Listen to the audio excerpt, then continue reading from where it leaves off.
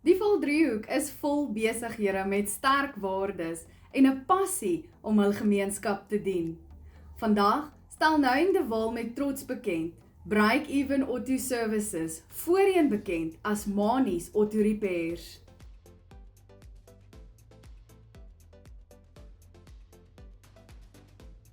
Die besigheid word bestuur deur Manie Burger, die rentmeester van Break-Even Auto Services. Hierdie werkswinkel is gebou op eerlikheid, kwaliteit vakmanskap en betroubare diens. Die doel is eenvoudig, om die publiek se voertuie in 'n veilige en betroubare kondisie te hou sonder onnodige kostes.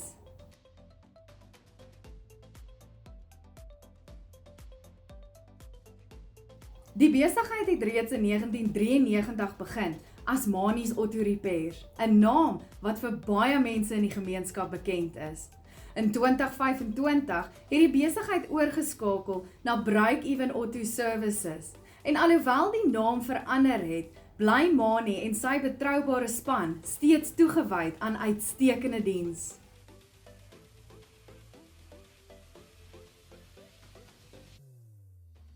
Die werkswinkel bied verskeie professionele dienste aan, insluitend volvoertuigonderhoudsdienste, elektroniese diagnose, auto-elektriese herstelle en algemene voertuigherstelwerk. Die fokus is om die kliënt te voorsien met professionele advies en herstelwerk wat hulle kan vertrou.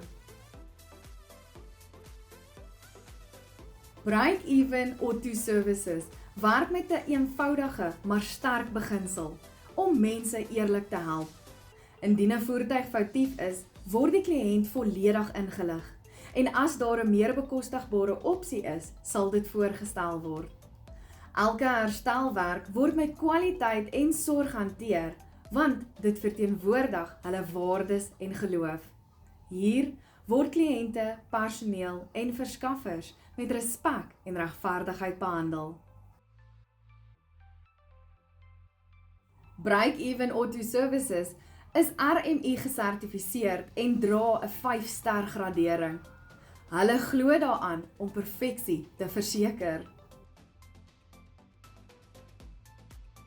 Jy kan Break-Even Auto Services vind aan die begin van Naledi Industrial Park.